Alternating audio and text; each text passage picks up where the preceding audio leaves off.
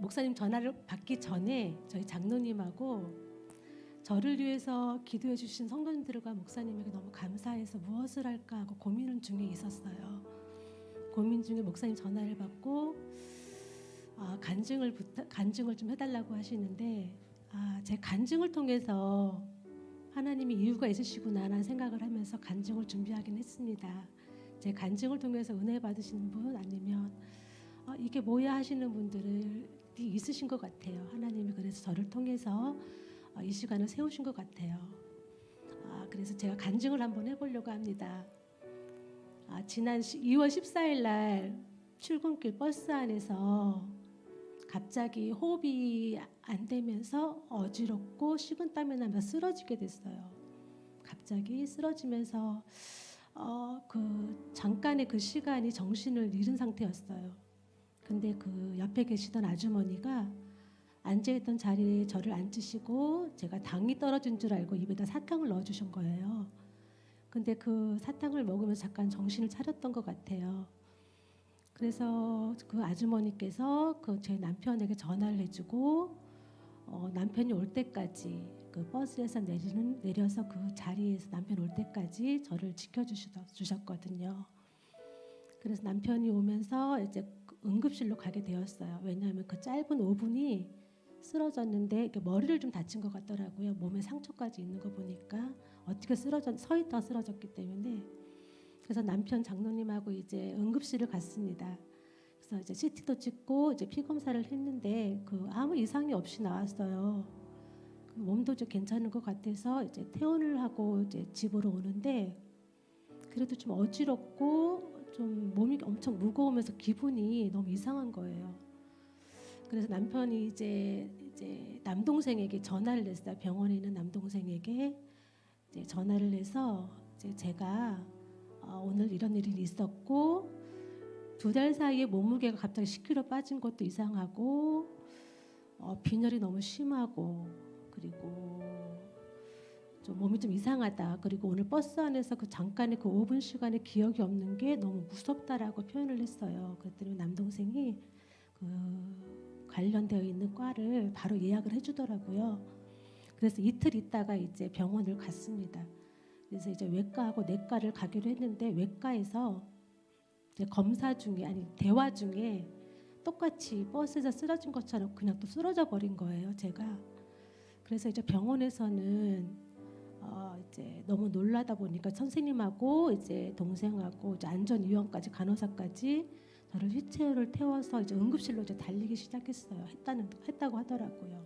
그래서 정신을 잃은 사람은 그냥 충격이 없으면 죽는데요. 그러니까 간호사하고 이제 안전위원하고 이제 동생이 저를 막 때렸나 봐요. 정신 차리라고.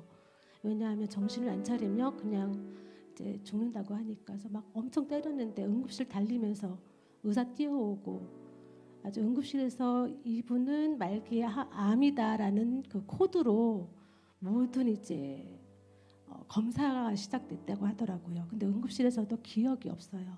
출신을 했기 때문에. 근데 이제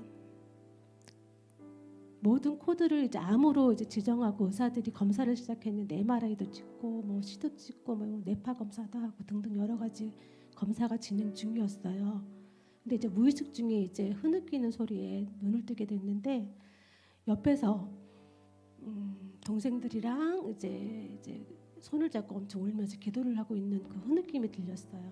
근데 동생이 그때 저희 언니가 이제 백신자 집사님 이제 권사님 신방사신데 이제 전화를 하고 이제 우리 언니가 이제 목사님하고 이제 교회에다가 소식을 급한 기도 제목을 이제 보냈어요. 그래서 이제 목사님하고 저희 성도님들이 많이 기도를 해준 상황에서 정신을 차렸던 것 같아요.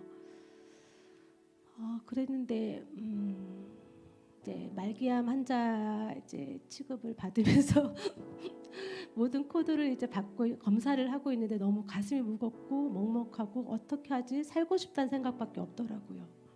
하나님 살고 싶어요라는 생각밖에 없었어요. 근데 옆에서 동생도 울면서 손을 잡고 기도해주고 있었고 이제 병원에 있는 남동생은 급하게 뛰어다니고 의사도 뛰어다니고 그런 상황에서 이제 병원에서는 이제 검사 결과가 아직 안 나오니까 입원을 하자고 하시더라고요. 그래서 이제 급하게 입원실을 잡고 입원을 하게 되었어요. 그래서 이제 기다리고 있는데 그날 이제 금요일 날 또 산부인과도 이제 검사를 하게 되었어요. 근데 이제 급하게 수술을 해야 된다는 이제 여성 쪽으로 두 군데 수술을 해야 되는데 급하다라는 소견이 나왔고 아직 외과하고 내과는 검사 결과가 나오지 않은 상태였어요. 그래서 이제 산부인과 쪽에서는 외과하고 내과가 중요하니까 우선 거기 검사 결과를 듣는 다음에 수술 날짜를 잡자고 하더라고요. 그래서 이제 금요일 날 저녁에 모든 성도님들과 저를 아는 분들, 목사님을 통해서 많은 분들이 기도를 열심히 많이 해주신 것 같아요. 근데 갑자기 이제 토요일 아침에 퇴원을 하고 싶은 거예요. 너무너무 퇴원을 하고 싶은데 하혈이 너무 심해서 병원에서는 안 된다고 하는 거예요. 근데 퇴원을 너무 하고 싶어요. 병원에 있으면 안 될 것 같은 그런 마음이 있었어요. 그래서 남동생 이제 보증으로 이제 강제 퇴원을 했습니다. 사실은. 그래서 근데 하혈이 너무 심하다 보니까 병원에서 쪽에서는 아주 급하면 바로 입원하는 조건으로 이제 이렇게 쓰고 나왔어요. 집에서 3일 동안을 진짜 말도 못하는 이제 하혈을 하기 시작했습니다. 근데 3일 딱 지나니까 끝 없더라고요. 하혈을 하지 않았어요. 그리고 그날 금요일 날이 병원 이제 결과 나오는 날이어서 이제 동생하고 병원을 방문하게 되었습니다. 그래서 이제 외과하고 내과를 먼저 갔는데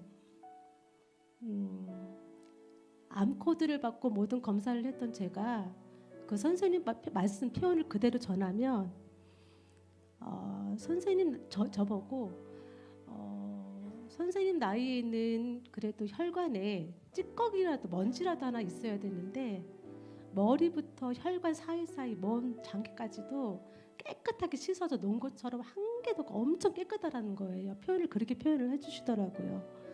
그래서 이게 뭐지? 그럴 수도 있지라는 생각을 했습니다. 그래서 그럴 수도 있구나. 이게 뭐지? 이런 상황에서 이제 산부인과 수술 날짜를 잡으려고 산부인과를 가게 됐어요.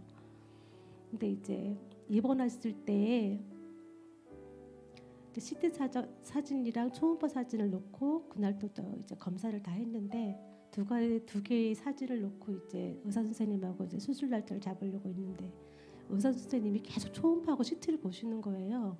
지난 거하고 오늘 검사한 거랑 보시더니만은 그 크던 혹이, 그 많던 혹이 10cm, 5cm 넘는 혹들이 한 개도 없다라는 거예요. 꼭 거짓말같이. 그리고 제가 초음파랑 이제 CT를 봤어요. 같이 봤는데 지난번에 봤던 그 크고 많았던 혹들이 정말 오늘 찍을 때 그 CT와 초음파에는 한 개도 없는 거예요. 그래서 제가 이거 뭐 거짓말 같다라는 생각을 했어요. 뭐지? 2주 동안 이게 뭐지라는 생각밖에 안 들었어요. 아무것도 생각이 없는 거예요. 그래서 선생님한테 3번을 물어봤던 것 같아요. 그러니까 선생님이 이렇게 말씀하시더라고요.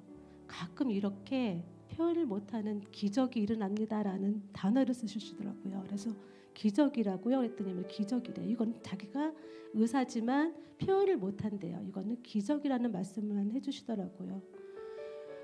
그래서 너무 정신없이 혼자 이제 나왔는데 남동생이 바깥에 있었거든요. 그리고 남동생한테 얘기를 했어요. 야, 수술을 안 해도 된대라는 말을 했더니 남동생이 웃기지 말라고 자기가 들어가 본다고 누나가 잘못 본 것 같다고 자기가 또 선생님을 만나러 들어갔어요. 남동생이 들어가서 보니까 진짜 CT랑 초음파가 아무것도 없는 거예요. 정말 하나도 없다고 몇 번을 확인했다고 동생이 나오면서 웃으면서 이러더라고요. 누나는 진짜 누나를 위해서 기도해 준 사람이 정말 많은갑다고. 자기도 병원에서 가끔 이제 이런 분들 본다고 암 환자가 급하게 수술하러 왔다가 암이 사라지는 경우를 봤지만 내 누나가 이런 줄은 몰랐다고. 이건 기적이라는 표현밖에 할 말이 없다고 말을 해주는 거예요. 근데 그게 엊그저께 금요일이었는데요.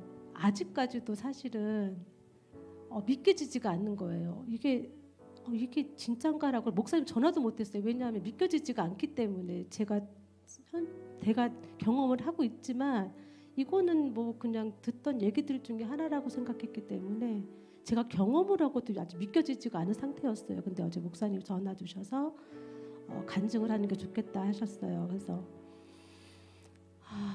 우리 빛이 있는 교회가 진짜 하나님이 살아 움직이는 교회인 것 같아요. 그리고 기적이 하나님이 마지막 때라는 걸 제가 어제 느꼈어요. 사실은 마지막 때인가 보다. 하나님이 누구를 통해서 기적을 베풀어서 많은 자들을 구원하고자 하시나 보다라는 생각을 하게 되었습니다. 그래서 여기서 목사님하고 저를 아는 성도님들, 진짜 저를 모르는 우리 분들도 기도를 많이 해주셨고요. 특히 저희 조카들이 6시간 무릎 꿇고 얼마나 엄청 울면서 기도했대. 이모 살려달라고. 기도도 안 하는 조카들이 기도를 해줬다고 말을 들었고요. 저희 남편은 수술 안 하게 해달라고 일주일 내내 저 손을 잡고 울면서 기도했던 남편도 있고요. 우리 목사님 새벽 예배, 철야 예배 기도해 주셨고, 성도님들 말도 못하고 새벽 예배 나오셔서 기도해 주시고, 철야 예배 때 기도해 주시고, 이 은혜를 간증을 통해서 성도님들한테 할 수 있는 방법밖에 없어서 이렇게 간증을 하게 되었습니다. 감사합니다. 할렐루야.